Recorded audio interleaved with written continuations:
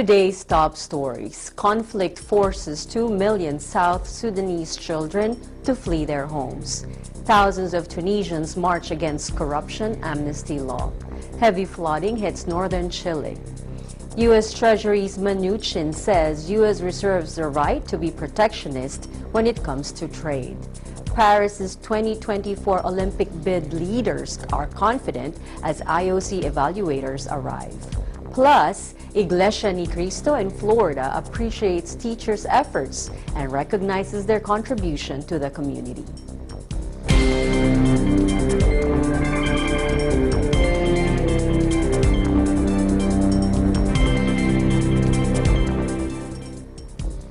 Hello everyone, I am Eliza Gonzalez Manglikmot, and this is Eagle News, Washington, D.C.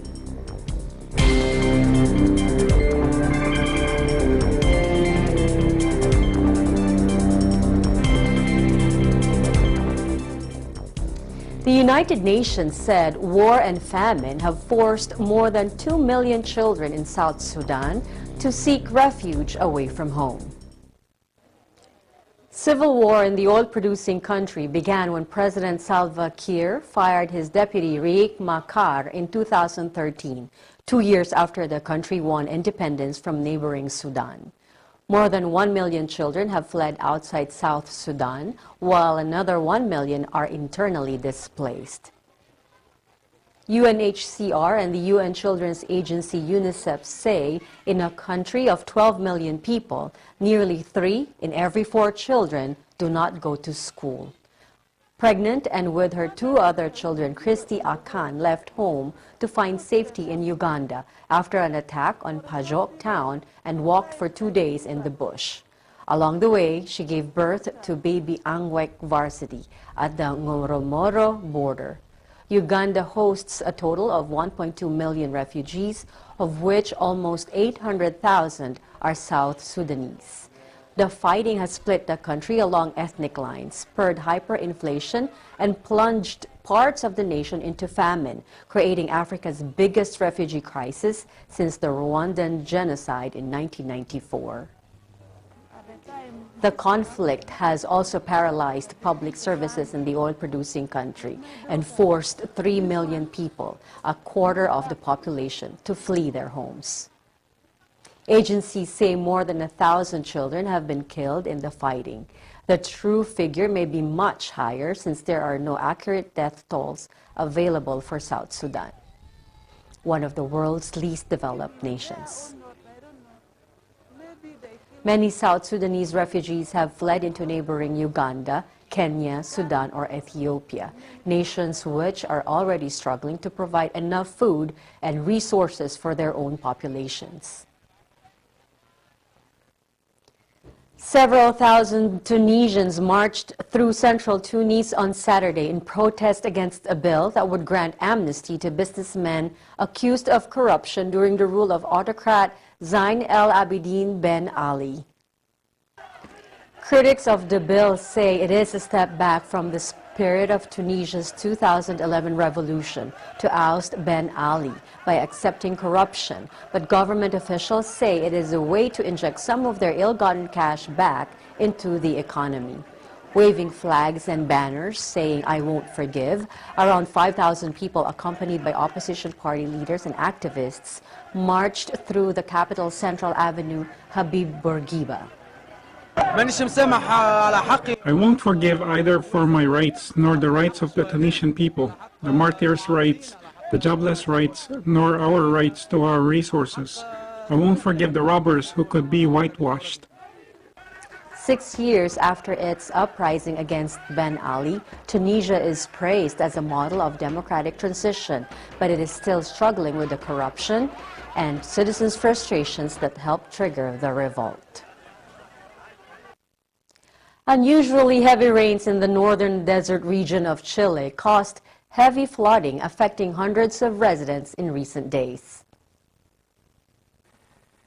On Saturday, Chilean television aired images of communities surrounded by floodwaters and overflowing rivers.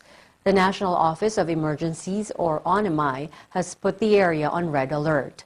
Several communities, including Chanaral, were evacuated. According to Onimay, some 120 people in the Atacama region have been affected. 1,304 are taking refuge in shelters and some 3,000 homes may have been affected. Communities are struggling with power outages and shortages of drinking water. But Chilean Vice President Mario Fernandez told reporters that everything was under control.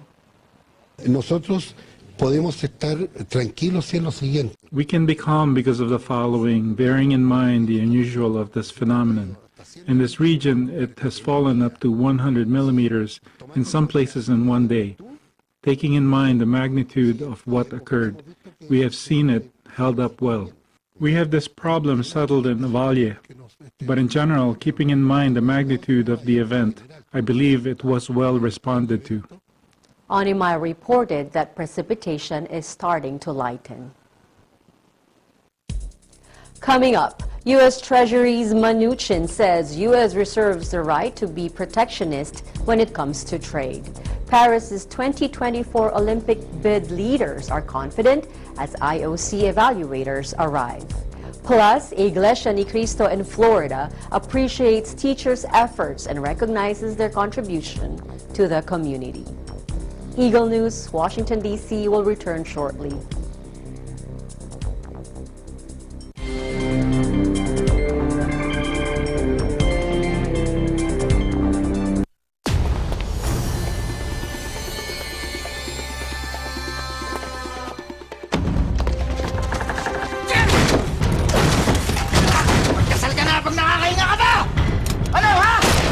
Paano kung hindi na palalaro ang karahasan sa mga nanonood na kabataan? Sige! Kwarta o buhay niya! Kaya kaagapay ninyo ang MTRCB rating bilang gabay. Sa makabagong panahon, nakakahiligan na ng marami ang paggamit ng iba't ibang gadget sa pagkuha ng mga balita at impormasyon kaysa sa pagbabasa ng libro. Batay sa survey ng SWS, bumababa na rin ang bilang ng mga nagbabasa ng aklat, pahayagan at maging ng magazine mula 74% noong 2003, ito ay naging 88% na lamang. Para ma-expose sa pagbabasa ang publiko, malaki ang may tutulong ng mga public library. Ang mga silid-aklatan ay may mga bagong koleksyon ng libro na pwedeng hiramin, lalo na ng mga ayaw nang bumili o walang pambili ng aklat. Sa ngayon, may mga modernong aklatan na naghahandog din ng internet service. Mayroon din itong iba't ibang uri ng multimedia gaya ng CD, DVD, audio tapes, videotapes at iba pa na makakatulong sa ginagawang research. Lumilitaw rin sa pag-aaral na kapag ang isang tao ay nakapagbabasa kahit sa loob lamang ng 20 minuto kada araw, ay malaking kontribusyon ito sa dagdag na kaalaman bukod sa mataas ang nakukuhang score sa mga pagsusulit. Ako po si Sofia Okut, kaisa sa pagkakaroon ng mga pampublikong silid-aklatan para sa ikapagkakaroon ng kaalaman ng mga mamayan.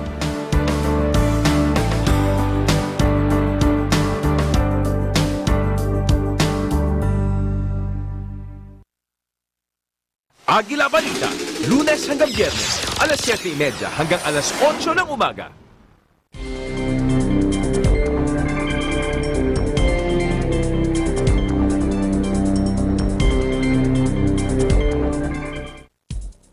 Welcome back. You are watching Eagle News, Washington, D.C. U.S. Treasury Secretary Steven Mnuchin said on Saturday that the United States reserves the right to be protectionist on trade.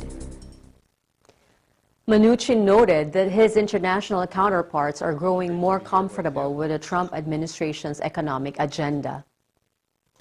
We don't want to be protectionist, but we reserve our rights to be protectionist to the extent that we believe that trade is not free and fair.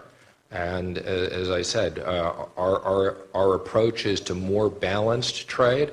I think people have heard that, and as I said, I think people are much more comfortable today now that they've had the opportunity to spend time with me and listen to the president and hear our economic message. on what the Trump economic agenda is. And that's about creating growth in the United States, which is good for us, and I think will be good for other parts of the world. According to a draft statement of a meeting they are holding in Italy, G7 finance ministers were to join forces to fight the growing threat of international cyber attacks. I wouldn't say it's unprepared. Matter of fact is, as I understand this is something that, to the extent people had patched their networks, it would have been prevented. But what I would say is, this is a reminder to all of us of the importance and focus on cybersecurity. And again, we had this on the agenda today. We were speaking about it. I think people felt so strongly about it, we agreed to keep it on the agenda for the next few sessions. It's definitely a big focus of mine in making sure that we protect the financial infrastructure. This was after a global cyber attack infected tens of thousands of computers in nearly 100 countries on Friday. Mnuchin also said he had had productive discussions with Canada and Mexico about the North American Free Trade Agreement. We've had very preliminary but productive discussions with the Canadians and with Mexico on NAFTA. We obviously have to wait to start the formal negotiations. I think, as you know, there were discussions about the president potentially terminating NAFTA. He decided not to do that. He wants to renegotiate it.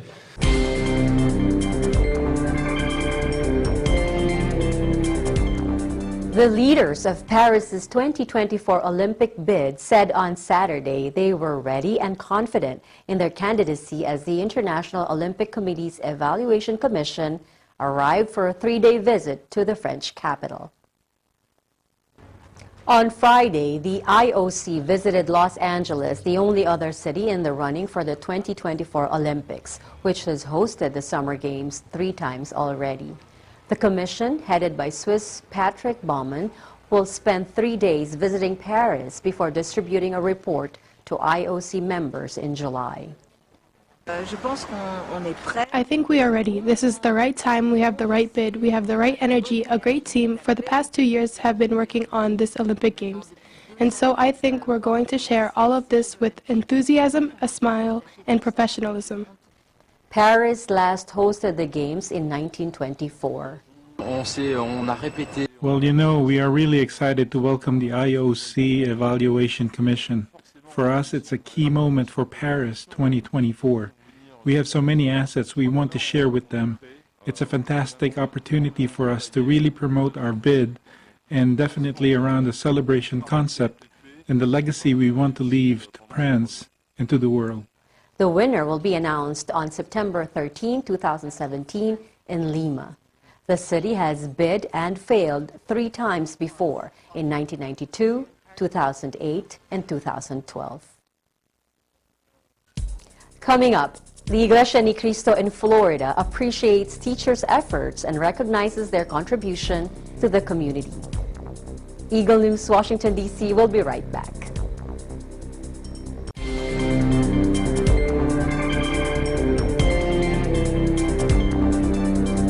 Sama-sama natin sa lubungin ng isang masayang umaga po. Mula Lunes hanggang Biyernes, alas 5 hanggang alas 6 ng umaga. And we are one with 25.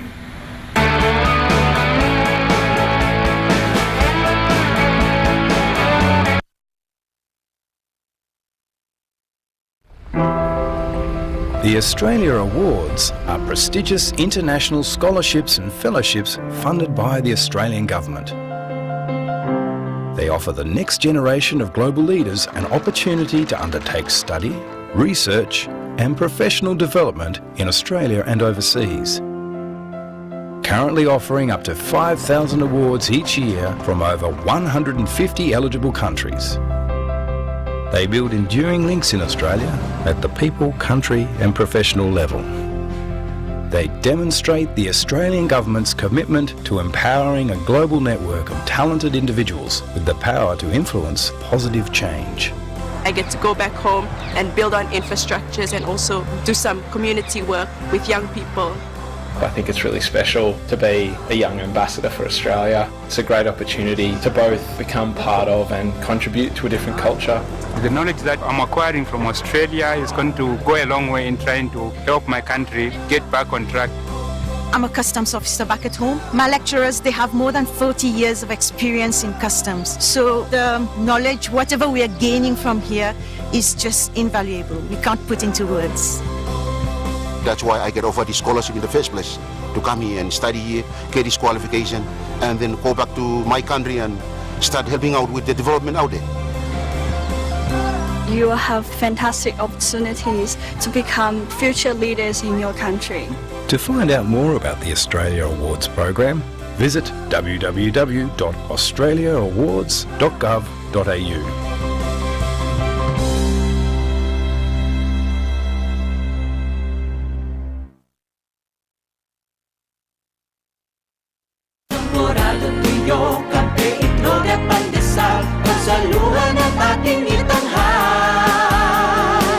Ang pambansang almusal,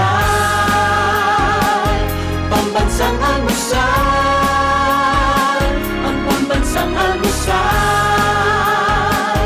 pambansang almusal. Lunes hanggang Biyernes, alas 6 ng umaga, dito lang sa Net 25.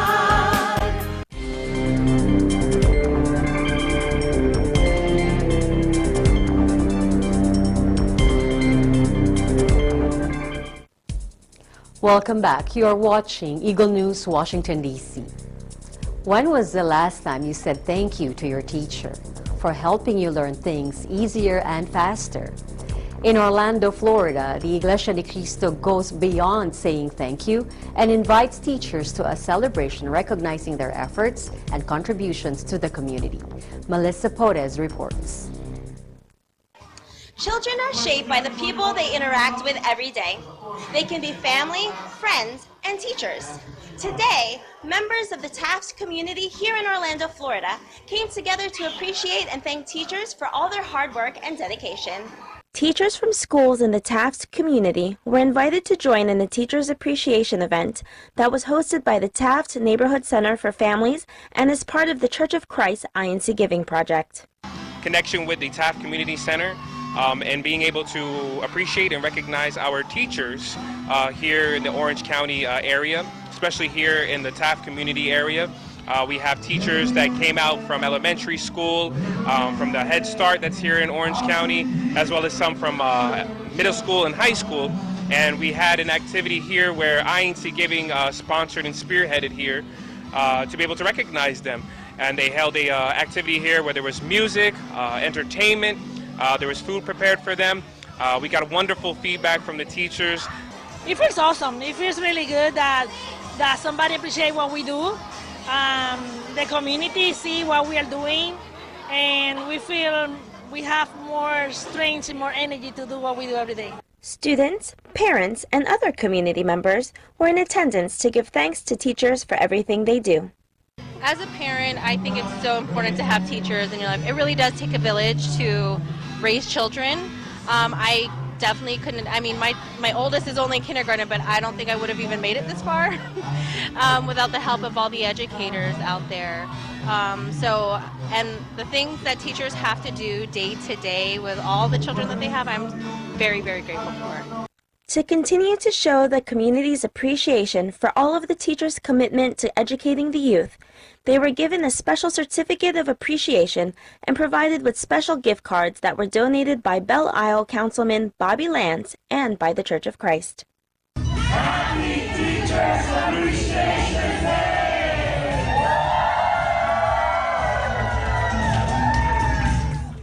As the saying goes, give me a fish and I eat for a day. Teach me the fish, and I eat for a lifetime. Don't forget to thank the teachers that positively impact our lives every day. I'm Melissa Potez, EBC Florida correspondent, and I am one with 25. Thank you, Melissa. I remember my communications teacher always telling the class to read, read, and read. Read everything you lay your eyes on, because being well read is your only chance in becoming a good writer. That is today's Eagle News, Washington, D.C. Join us again next time as we bring news that matters to you. Visit our website at Eaglenews.PH. Follow us on Twitter at twitter.com/Eaglenews.PH. I am Eliza Gonzalez Manglek Mott, always one with 25.